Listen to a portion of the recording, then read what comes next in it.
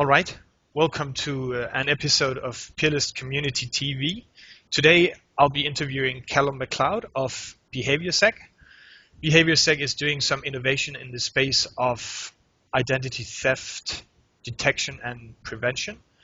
And in the interest of starting out the discussion, I recently on Twitter was following that hacking team lost control of a number of social media accounts. And do you have anything to add on this, or do you want to explain what happened and what people should do about it and why? It's a good question, Klaus. I mean, it's the $64 million question that everyone's facing right now, whether it be hacking team or what's happened in the last few weeks in the US with all the government identities being stolen. It's just a recurring theme on a daily basis that anybody or any organization that is using the internet is vulnerable to an attack and is vulnerable to having identity stolen. And it's something that keeps repeating itself. And what is becoming clear to me, and I think to a lot of people in the industry, is that technology is not necessarily the solution to the problem.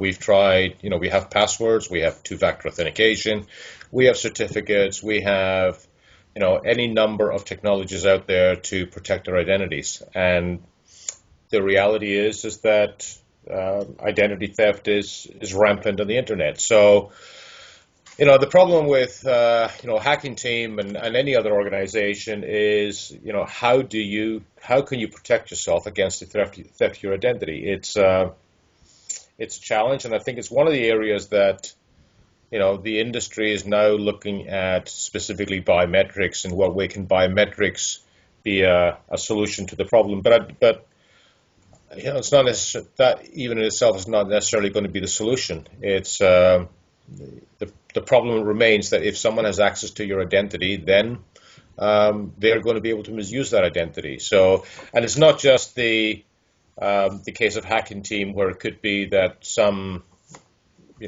external individual or external organization gets access to identity.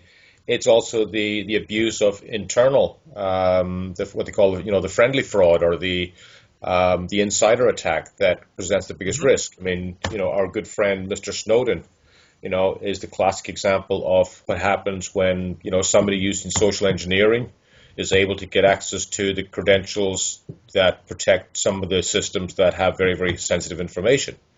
Once you've got access to those credentials, you're going to do whatever you want to do. So whether, it's hacking team and Twitter accounts or whatever, it's an ongoing problem.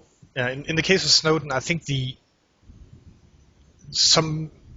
government there alleged that he did get access. He denies it, so I don't know what the truth is. But one truth that definitely should be mentioned is that in the OPM hack, they got access to the biometrics of millions of US government employees. And if those biometrics have been stolen, they can be abused because you cannot change your fingerprint, right? Correct. So what should you do then? Well, that's very true. I mean, there's the weakness considered with things like fingerprint is, it's also one of the concerns that we have in Europe with related to data protection and information privacy. We've had instances where we've seen that, the ability to actually copy somebody's fingerprint and use that for authentication. So, again, you're faced with the ongoing challenge with any form of technology where you're relying solely on technology as a way to identify people, that the risk is there. So I think we, as an industry, we have a problem that we keep on trying to kind of throw technology at every single problem. I think that's going to solve a problem. And I think we also buy in too quickly to solutions that are proposed by, let's say, the big organizations that have the marketing power. That if somebody comes out and claims that they've actually got the solution to a problem, the media jump on it. Everybody claims that solution is going to solve the problem. So although they have, going back on the US hack, although they have access to the biometric, to what extent they're able to reverse engineer the biometric information that they were able to steal. For example, reverse engineer biometric fingerprint and that profile. I don't know. I think the other thing is what you're looking at as well is the way in which information is stored. I think one of the critical things with something, especially with biometrics, and we see this very much in organizations we work with, is you never store the biometric profile with a link directly to the individual that biometric belongs to. So, for example, if I store a fingerprint with the name Klaus next to it, then I can. Easy to link.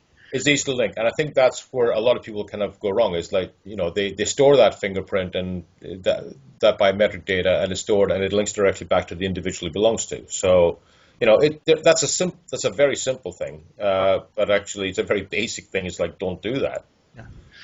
Okay, so you mentioned that we throw technology at the problems and try to solve them, and I know that you're in as BehavioSec, you're in a market space where you also have others looking at another way, technology way to solve this. Would you just put a few words on what you guys are trying to do?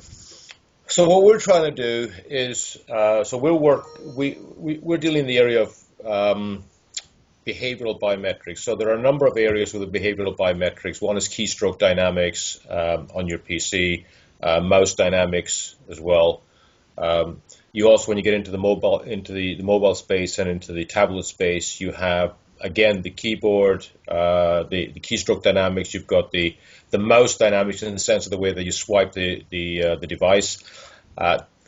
These devices, mobile phones and tablets, also give you additional points such as pressure, angle of hold, gyroscope, etc., where you can tie all that information together and build a profile of an individual. Now, what behavioral biometrics does is that it brings multiple data points. It brings multiple data points into the user's identity. So you're relying on the fact that the way that we type, the way we move a mouse, is actually very, very unique, and it's as unique, or maybe even more unique than fingerprint in some respects, depending on the quality of the device. The problem with things like fingerprint or iris is that these devices, as unique as your fingerprint might be, if the technology in the device where you're placing your finger on, your thumb on, is not particularly high quality, then you're actually not going to have a very high quality fingerprint. So what we're doing is we're looking and saying, okay, let's take behavior, take the keystroke dynamics, take the mouse dynamics, let's look at someone's behavior and let's build a profile of their behavior throughout a session. Now, I think one of the things that we've seen with this is that we've seen it particularly in the financial services organization, because the financial services organization are faced with a number of problems, particularly, for example, let's take consumer banking. Phishing remains a massive problem because it doesn't matter how much they try and educate their customer base not to go on websites that are, insecure, or not to click on the email that offers them the free iPad. Trying to keep your consumers from downloading the free movies from, these nice websites out there, completely oblivious to the fact that, they're probably downloading, as much, for every megabyte of movie they download, they're probably downloading 10 megabytes of malware as well. It was interesting. I was talking to somebody on the weekend who was complaining about the fact that their PC was running extremely slow the last few weeks. This is after they've been having real pleasure watching some movies they were able to access for free. And it's like, well, actually, maybe they weren't free after all.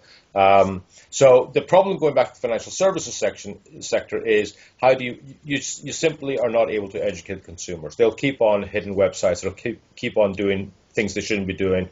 They will not update their antivirus. Okay, so they are always running the risk that they have man in the browser, they have man in the middle, they have boy in the browser, that their systems are compromised. Right. And once you're using any form of authentication then becomes vulnerable, whether it be your two-factor authentication token, whatever. You know that. Can I jump in, because what you're saying there is just what I was thinking right now, because for the hacking team Twitter account laws, and for most of banking account logons, why wouldn't I just use two-factor authentication? It's secure, right? It's secure enough, or what do you think about two-factor authentication? Well, it's secure. Well, it's secure. It's secure enough, you could say. There's enough evidence out there on two-factor authentication that identifies that there are risks, especially whether it be the mobile TAN approach, where you're dependent on the security going through the mobile operators. You're working with synchronous keys, where the keys are being held both on your side and on the bank side. The pure logistical part of two-factor authentication, which is great. I have a token for my online banking, but that token only works for my online banking. How many tokens am I going to carry with me? Mm-hmm. If you think in terms of software as a service or any other form of, secure website, how many two-factor authentication tokens can I actually have? That it doesn't work, doesn't scale, and just the sheer costs for organizations. I mean, this is one of the things we come across regularly in many, many sectors. Two-factor authentication is extremely support intensive, mm-hmm. because once you move out of the IT world, people who are working in IT who are familiar with the concept of two-factor, how tokens work, it's fine. You move into the consumer world, and you will find that the vast majority of people just never actually fully understand how two-factor works. So there are constant support problems for the organizations providing it. It's just no longer practical to use two-factor. And we've seen, we all know the famous RSA breach. So two-factor is also vulnerable. I think the other thing with two-factor is that the other side is we start to see organizations start to use the mobile device as your two-factor token. You then open up this whole world about the vulnerabilities of your mobile device. How secure is my phone? And then we're back to securing a device. Exactly. So again, and if you go for the soft-based token, apart from the issues of ensuring that they remain compatible with whatever browser version a customer is running, your operating systems, and then again, you're vulnerable to the attack. Once any software is running on a system, that software can be attacked. So, yeah, two-factor is not something it's not practical. It's also in terms of the way the market is going in the mobile application space. There is a big drive in the market to provide a frictionless experience, especially if you're working with a mobile device. So, then you start getting to the challenge of, okay, how can I provide a secure platform in the mobile world that is frictionless for the customer? I'm not sure the customers actually ask for frictionless. I never hear any customer saying, please give me frictionless banking experience. But the market is pushing frictionless. Right. So what will happen is, as consumers, we will end up with we'll have a frictionless experience pushed to us, whether we like it or not. Question then is, how can I provide some level of security in that frictionless world? Going back to what we're doing, it's about behavior. If I'm able to identify who you are based on your behavior, then I'm increasing the risk. I was thinking about this morning before we spoke. Password in many ways is a great. I still think it's a great form of security because, in a sense, it is biometric because it's something that you have in your head. It's part of you. Now, the passwords have been rejected as secure for ages by the infosec industry as a whole. That's because our brains are incapable of holding more than 4 or 5 passwords at the same time. In fact, most brains can't even hold one password, right? If our brains work properly, then the password would be fine. But we're still humans, even if we're still humans. People, right? Yeah. Okay, so let me summarize. Just if I was a CISO protecting, let's say, a consumer bank, the major points here are: two-factor authentication is solid but doesn't scale.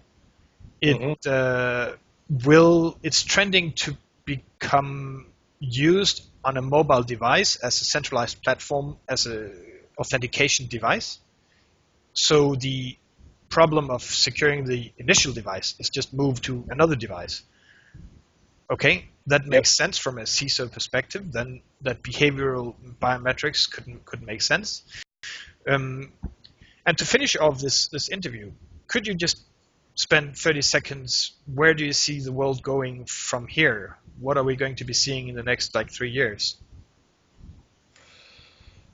Well, I think we're going to certainly see the continued growth if you believe everything you read. I'm not sure I believe anything I read, but based on market analysis, biometric is going to become pretty much the de facto standard in authentication. I think that what we are going to see, and this is what we're starting to see more and more, is that it is no longer sufficient to be able to authenticate a user. Mm-hmm. Go back to the mobile. Great, I can put authentication on a mobile device. So I can trust the device. Great, I trust the device. Do I actually trust the person using the device? That's where behavioral comes in. What we're seeing in the financial services sector is the problem related to account hijacking or session hijacking. How can I know for sure if I, for example, do my online banking session, or I do my accounting session, or I'm in LinkedIn or some social media site, how can I be sure that the comment that was placed 30 seconds ago and the comment that was placed 5 seconds ago is actually placed by the same person? If I'm able to continuously verify that the person who is using the system is the person who is authorized to use the system, then I'm putting another layer of verification in constantly. So go back to the hacking team scenario. If you're using behavioral biometrics, then what you're doing is, even if somebody is able to steal your account details and log in as you, their behavior is never going to match your behavior. That's one of the interesting things with behavioral biometrics. It is virtually impossible for one individual to copy another individual's behavior. The way they hit a keyboard, the way they move around the keyboard, and this has been scientifically proven that it is that our behavior is as unique as our fingerprints, are probably more unique than our fingerprints. Mm-hmm. So the other thing that this does is there is a concern as well in the industry that technology should not result in certain social groups being excluded from using services. So if you say, for example, I'm going to use fingerprint as a form of authentication, well, that means that anybody who uses that service must be able to afford a device that supports fingerprint. That doesn't apply to everybody. Apart from the issues about registration and being able to actually create a profile and whatever else might be. So what we're trying to look at and say is, okay, there are a number of areas. Number one, provide a form of verification that is not necessarily going to replace passwords or replace two-factor. These authentication systems, they work. They have their weaknesses. They have their limitations. Okay, but can you add to those something that gives you extra assurance that the person entering the password really is the person who owns that password, or somebody who has the token? We see it, for example, in the using the mobile device as a token. We now see a lot of vendors that we are partnering with who are adding behavioral biometrics into their two-factor authentication. Why? Because now not only can I verify that I trust the device, but I can also verify that I can trust the person using the device. So it is cloud using cloud phone. Which would also help from a corporate device laws point of view to mitigate the risks of losing a device. You mitigate the risk of losing. Yes, you certainly mitigate the risk of losing a device, and it has a lot more applications as well. Go back to the target hack. If I'm able, for example, let's say that I've been compromised because somebody has got access to privileged accounts in my infrastructure.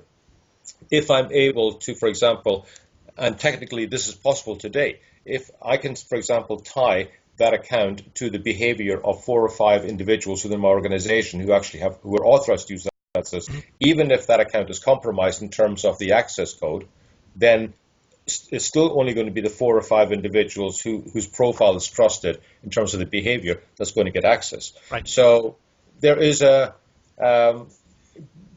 idea of behavior is there is a growing need within the industry to not simply have this concept of, okay, you turn the key in the lock and you're in the house. Mm-hmm. It's the idea that, okay, at all times as you're moving around the house, you are being monitored. Okay, and if it happens to be somebody that has the key, as soon as they walk in, because their behavior is not consistent with the behavior I expect, okay, that raises the alarms. And that's, I think, one of the biggest issues today with any form of authentication. It relies on this kind of, once you've opened the front door, if you've got the key, you're in and you're allowed to do something. Okay, so from a security practitioner perspective, it sounds like I could consider using behavioral analytics to secure my website, my community, my devices, my internal network against internal threats as well. But from what you're saying, I'm adding an extra layer of security, which is usually fine. But what if I wanted to simplify? What if I ask you directly, could behavioral analytics replace logging in entirely? One factor, two factor. Would you trust it enough to let me log on to Facebook just by going to the website and typing my username, and that's it, and then I'm in?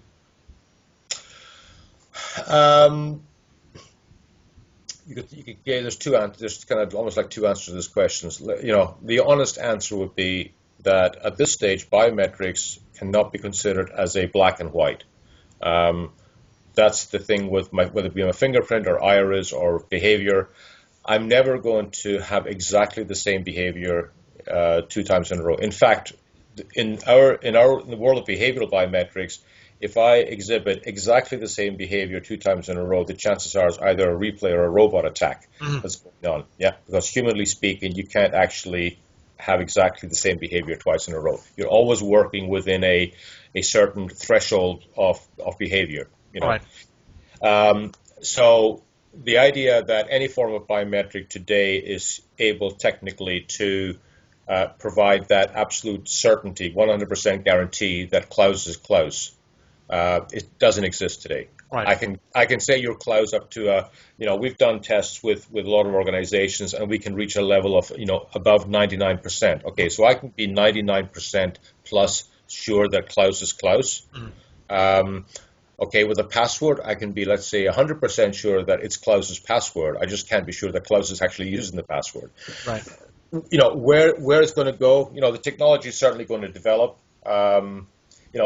Do we ever get to a stage with biometric that a biometric is ever going to be the absolute, be able to give this absolute, yes or no response? I think we're probably at least a long way from that. Marketing people will tell you that if you read the marketing stuff on a lot of websites, they'll tell you that biometric authentication can replace passwords and tokens immediately. Yeah, we've been reading about that. Yeah. Yes. Well, that's called imagination at work. All right. Yeah. We're not there yet. Technically, but I think it's certainly getting to the stage. I think if you take something like Facebook or LinkedIn or Twitter or Office 365 or whatever your service might be, if you are able to, the big challenges these organizations face is how can I provide a cost-effective authentication method, and I provide, what do they provide? They provide username, email address and password. Okay, that's fine. But if I can bring a transparent layer into that is looking at your behavior as well as an example, which gives me this 99% plus additional verification that not only did this person who claims to be close enter the right password, but this person who claims to be close actually has a behavior that is 99% plus like the profile I have of close. Yeah. That gives me this extra assurance, and I think that's what I'm looking for. I'm looking for this extra assurance. There's the other side of this as well. If you think about it from the e-commerce, the e-commerce side, one of the challenges they have in the whole card not present world is retail fraud. Klaus buys whatever on Amazon, and then Klaus decides to go back to his bank and says, "I never did this." Well, how can I ever prove that Klaus did this? Well, behavioral is actually very good way of actually that you can look back and say, you know what? The behavior of the person who placed that order actually matches the behavior of Klaus. So I think will we get there? Maybe maybe not in my working lifetime. I don't know, but today, no. Biometric is an additional layer of verification that proves that you are that gives very good level of proof that extra you are who you claim. Yeah, that's it. Okay, so from a CISO perspective, I would do a risk assessment, and for a certain result of these risk assessments for whatever services I'm providing, it might make sense to add the continued verification or behavioral biometrics to my services? I think if you look at it from the point of view of the financial services organizations today that are adding this, we've seen this added, in, I'm not going to say how many financial services organizations, but a lot, where this is being added simply because these organizations recognize that the continual verification is essential if they are going to provide the level of security services to their customers that they need to provide. So I would say yes. I would say a CISO today should be looking at providing some level of continual verification, especially for mission-critical applications, and especially for cloud-based services. I think cloud-based services probably present, the biggest risk because those are the services that traditionally rely on username and password as a form of authentication. There's very little continuity. If you think about, how people will use passwords. People will use the same password across multiple services. So I would say cloud-based services where you rely on a username and password as a form of authentication. The addition of behavioral verification is it is frictionless for the user. They don't see it. They don't experience any difference in the way that, they don't have to do anything. And it's a very early warning. I mean, we have tests we've done with some government organizations and also with some mobile people. We've seen that we will detect within 6 characters in 4 seconds if the behavior is consistent with the profile. That's very, very early warning. So, and the user is completely unaware of this. So I would say yes, it's something that a CISO should be looking at. All right. In terms of additional verification. All right. I think that was a good finishing note and a clear message to CISOs that the technology that you guys and similar companies represent is out there and under which circumstances and for which scenarios it could be used. So thanks a lot for agreeing to do this interview, Callum, and I want you to have a really, really great day. You too, Klaus. Good to speak to you again. Thank you. Okay, Bye. Bye.